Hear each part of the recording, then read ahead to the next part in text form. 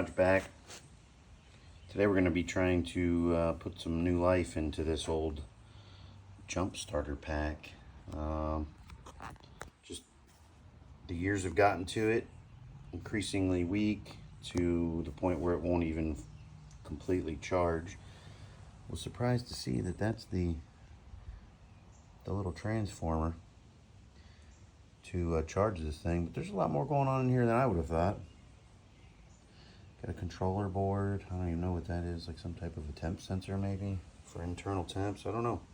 Got a new battery here. This is the old one. It was a Schumacher unit. There's the model number from this battery. And I'm trying to recall exactly. I think that RT stands for like Riton or something. They make, I think, a lot of these type of sealed high output units, but it's just basically a threaded terminal. Got this one on Amazon for this particular unit, and there's a lot going on here, so we're going to get this thing put back together, and then we'll get you a model number of this jump pack. But we really just wanted to, I guess, make people aware that if you have, you know, a unit like this or even similar, that's all that's really in these is a battery.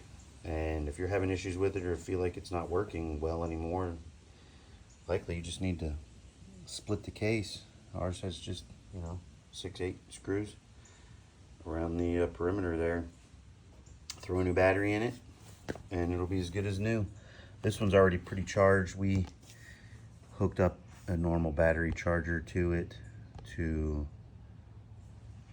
go ahead and try to make sure it was topped up. We're gonna get these terminals reconnected and close the other half of this, add the screws back, and should be done.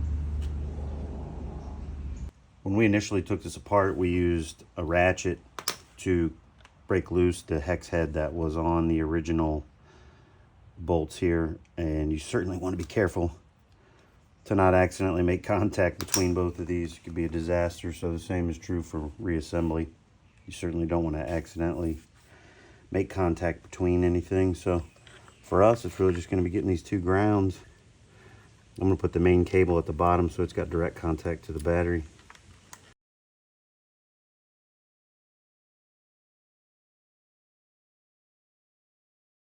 A few moments later. Quick note, we did have to grab some new hardware. We had to go match up. This is the screw, or the bolt, I guess, depending on what you want to call it there. It's got a hex and a Phillips, but it wasn't quite long enough to use the included lock washer, the washer, and then both of these terminals into the threads. The old bolt was longer. That's a old one versus the new one. It was longer, but their thread patterns are a little bit different as far as the size. The old one was a little bit bigger.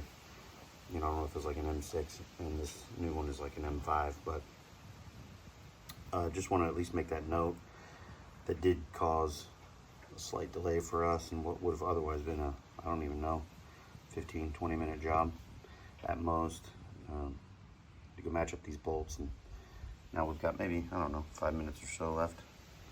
So our new bolt, we got a little bit longer to help us out, but it actually turns out the depth of the threads on this new battery are not nearly as deep as this old battery. So that's certainly a small difference, but we're back to the original hardware it came with. There's probably only 3 or 4 threads on this thing right now, but at this point, I'd just like to get this thing together. It's tight. It does have a lock washer, and it definitely tightened down. So I don't know if we've got 5 pounds of torque on there, but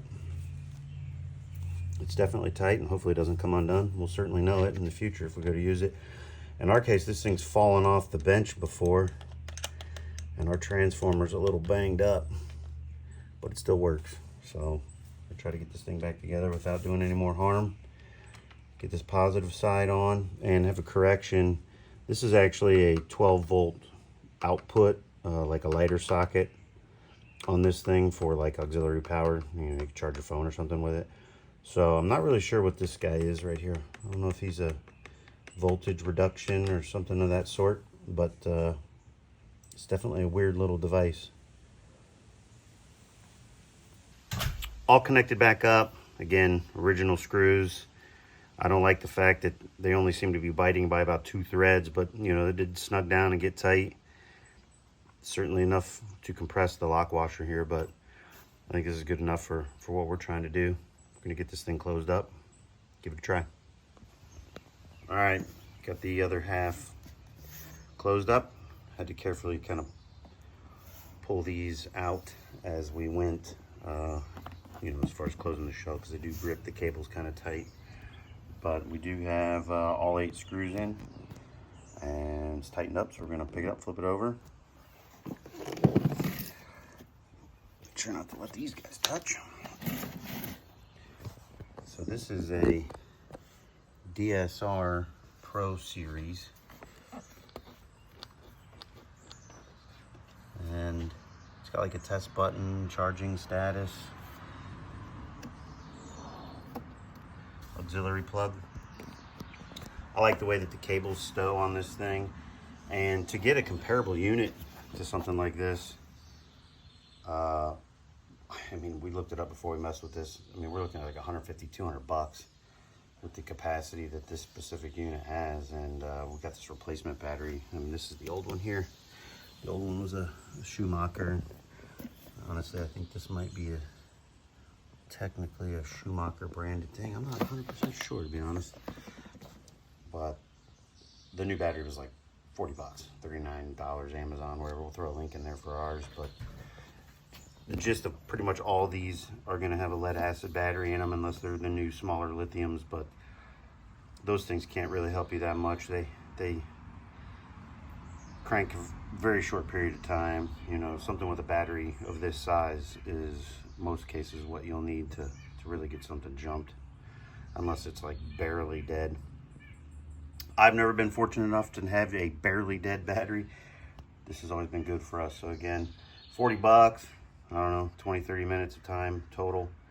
Not a bad savings, at least 120 bucks, maybe 150 bucks in savings. So works for us. Thanks for watching.